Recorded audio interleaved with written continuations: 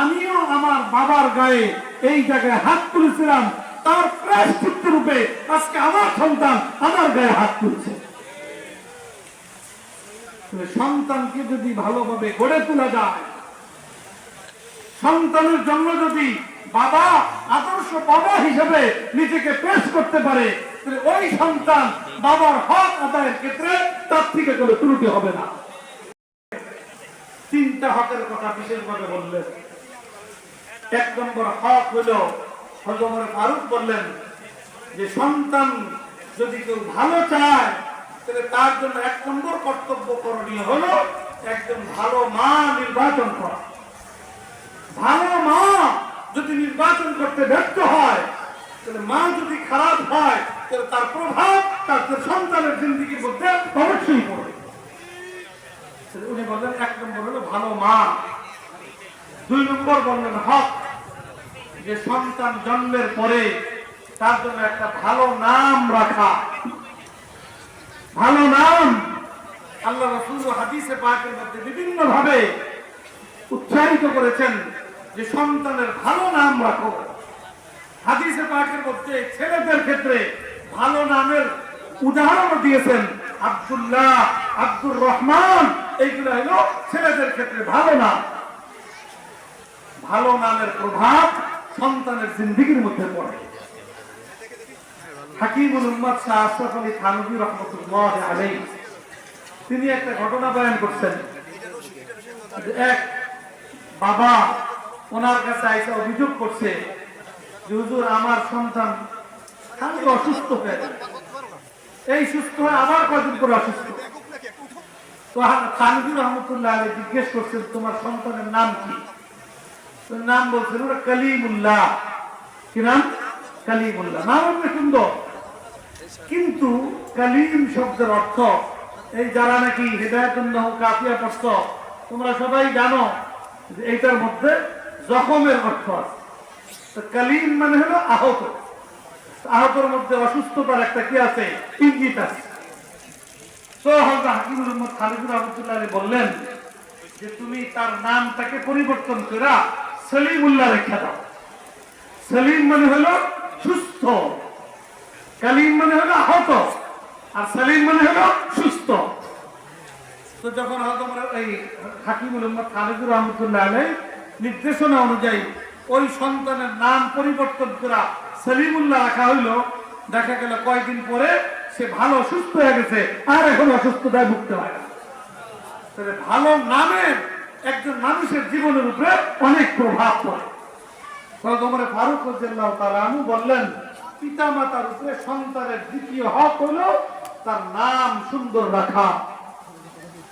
তৃতীয় হক হলো সন্তানকে দ্বীন শিক্ষা দেওয়া, উত্তম আদব আখলাক, ভদ্রতা আখলাক তাকে শিক্ষা দেওয়া। এটা পিতা মাতার উপরে সন্তানের বড় কর্তব্য, দায়িত্ব। এই তিনটা হকের কথা বললেন। ওই বাবা সন্তানের বিরুদ্ধে নালিশ করছে, সন্তান পাল্টা প্রশ্ন করছে যে বাবার যেরকম হক আছে বাবার উপরে কি সন্তানের হক আছে? ওমর ফারুক বলছেন অবশ্যই আছে। তিনটা হকের কথা বললেন। তিনটা হকের কথা বলার পরে সন্তান এখন বলল যে খলিফা আপনি যে তিনটা হকের কথা বলেছেন, আমার বাবা আমার ক্ষেত্রে তিনি এই তিন হকের কোন একটা হক যথাযথভাবে আদায় করে নাই, অর্থাৎ এখন কি তিনি আমার কাছে কোন হকের দাবি রাখতে পারেন? তিনটা হক আদায় করে নাই। কেমনে?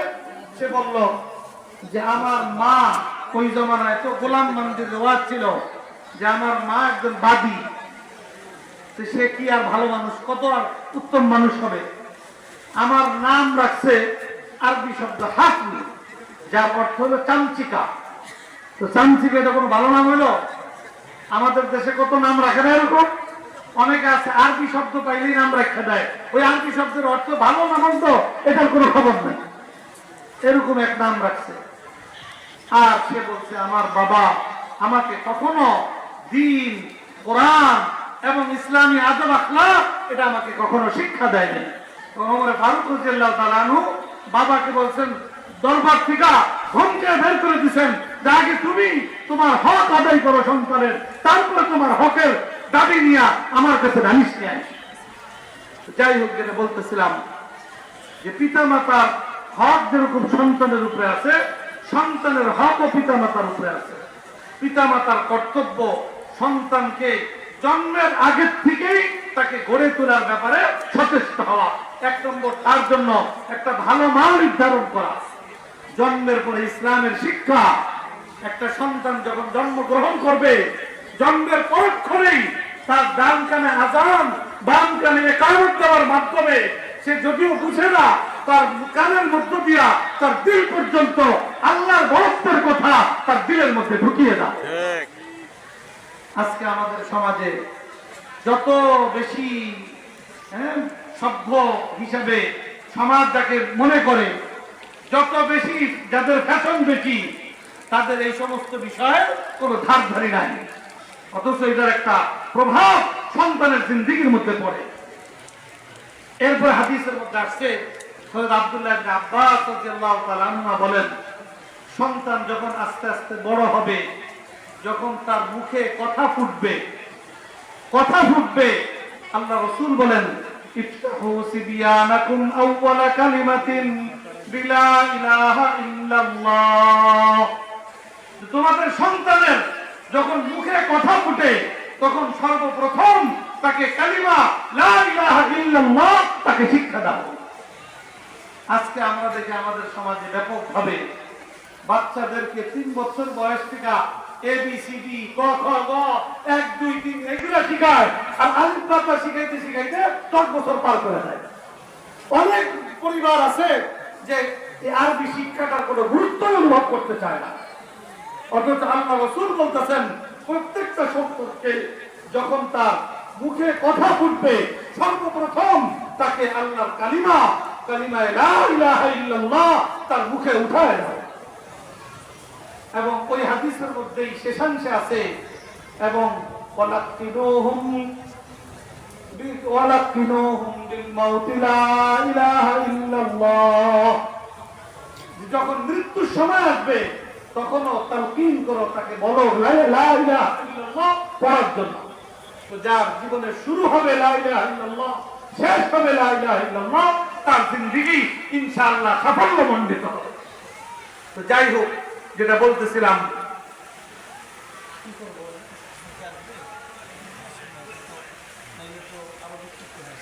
প্রকৃত মুসলমান হিসেবে গড়ে তোলা এটা বাবা মার অন্যতম দায়িত্ব এবং কর্তব্য।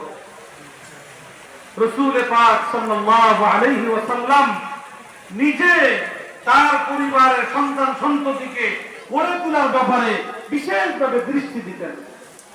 গড়ে তোলার জন্য আরেকটা গুরুত্বপূর্ণ বিষয় হলো সন্তানের প্রতিপালন হালাল মাল দ্বারা করতে হবে। হালাল মাল, হারাম মাল দ্বারা যদি সন্তান সন্ততির প্রতিপালনের দায়িত্ব পালন করা হয়, তাহলে এই দায়িত্ব পালন হবে না, এবং এই হারাম মালের কুপ্রভাব সন্তানের জিন্দেগির মধ্যে অবশ্যই পড়বে। রাসূল পাক সাল্লাল্লাহু আলাইহি ওয়াসাল্লাম এই বিষয়টাকে অত্যন্ত গুরুত্বের সাথে বিবেচনা করতেন। আল্লাহ রাসূলের মেয়ের ঘরের নাতি হযরত হাসান হুসাইন রাদিয়াল্লাহু আনহুমা আল্লাহ রাসূলের অত্যন্ত প্রিয় ভাজন, স্নেহভাজন ছিলেন। আল্লাহ রাসূল হিজরতের পরে মদিনা শরীফে তো ইসলামী রাষ্ট্র প্রতিষ্ঠিত করেছিলেন। ইসলামী রাষ্ট্র হিসেবে, রাষ্ট্রপ্রধান হিসেবে আল্লাহ রাসূলের কাছে যাকাতের সম্পদ আসতো, সদকার মাল আসতো।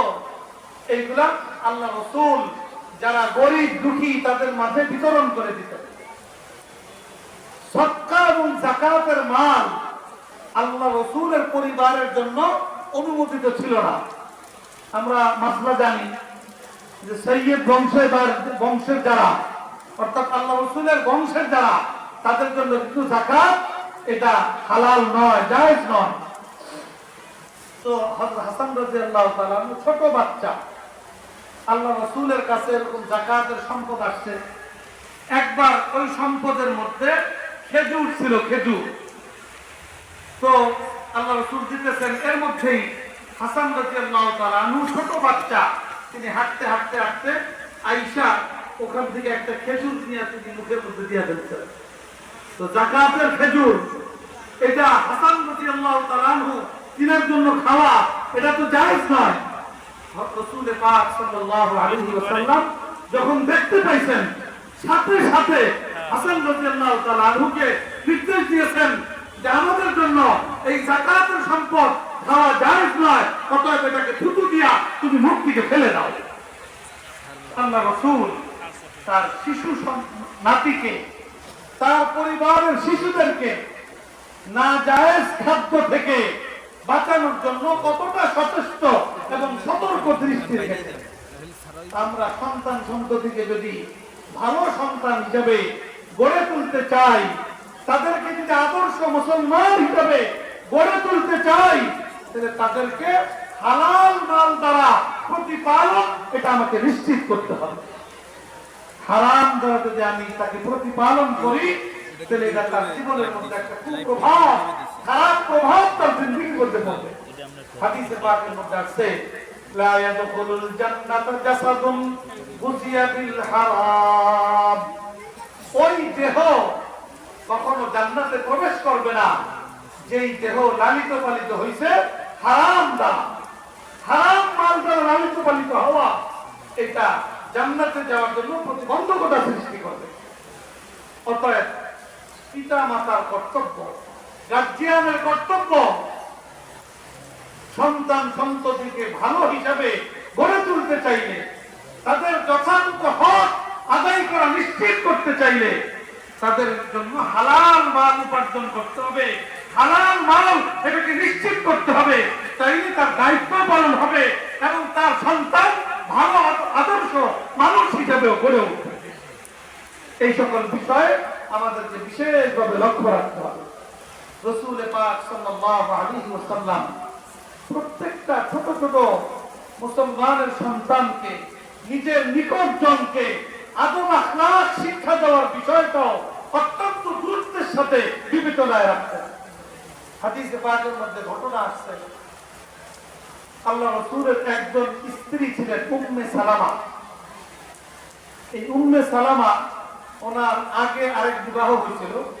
ওই ঘরে ওনার একটা ছেলে সন্তান ছিল যার নাম হলো আমর ইবনে আবি সালামা। আমর ইবনে আবি সালামা উনি একদিনের ঘটনা বয়ান করেন। আল্লাহ রাসূল ছোট বাচ্চাদের আদব আখলাক, ভদ্রতা শিক্ষা দেওয়ার বিষয়টাকেও কতটা গুরুত্বের সাথে বিবেচনায় দিচ্ছেন, ওই হাদিস দ্বারা, ওই ঘটনা দ্বারা আমরা বুঝতে পারবো। আমর ইবনে আবি সালামা উনি বয়ান করেন যে একদিন ওই জামানায় পারিবারিক ভাবে খাওয়া দাওয়ার ব্যবস্থাপনা ছিল, বড় পাত্রে পরিবারের সবাই একসাথে খাইতে বসত, বড় পাত্রে। তো রাসূল পাক সাল্লাল্লাহু আলাইহি সাল্লাম তার স্ত্রী উম্মে সালামা এবং উম্মে সালামার আগের ঘরের ছেলে সন্তান আমর ইবনে আবি সালামা সব একসাথে বড় পাত্রে খানা খাইতে বসত। তো আমর ইবনে আবি সালামা যে ছোট বাচ্চা, সে নিজের সামনের দিকে না খেয়ে এদিক ওদিক বিভিন্ন দিকে হাত মারা শুরু করছে। তো রাসূল পাক সাল্লাল্লাহু আলাইহি ওয়াসাল্লাম যখন এই অবস্থা দেখলেন, তাকে খাওয়ার আদব শিক্ষা দিলেন। 3টা আদব শিক্ষা দিলেন। ইয়া গোলাম সাম্মিল্লাহ, তুমি যখন খাওয়া শুরু করবে আল্লাহর নাম নিয়ে তারপরে খাওয়া শুরু করবে। আদব শিখাইলেন। খাওয়ার শুরুতে বিসমিল্লাহ পড়তে হবে, বিসমিল্লাহি ওয়া আলা বারাকাতিল্লাহ, খাওয়ার মধ্যে বরকত হয়। আল্লাহ রাসূল তাকে এই একটা আদব শিখাইলেন। 2 নম্বর আদব শিখাইলেন ওয়া কুল বিয়ামিনি, ডান হাতে খাবা, বাম হাতে কখনো খাদ্য গ্রহণ করবে না। আমাদের সমাজে তো এখন বাম হাতে খাওয়া হলো কি ফ্যাশন, ওটা হলো বড় ভদ্রতা। আর আল্লাহ রাসূল শিক্ষা দিতেছেন ছোট্ট বাচ্চাকে কুল বিয়ামিনি, তুমি ডান হাতে খাও, এটা হলো খাওয়ার অন্যতম একটি আদব। এরপরে বলছেন ওয়াকুল মিম্মা ইয়ালিকা, তুমি তোমার দিকের দিক থেকে খানা খাও, আরেকজনের দিকে তুমি হাত মাইরো না।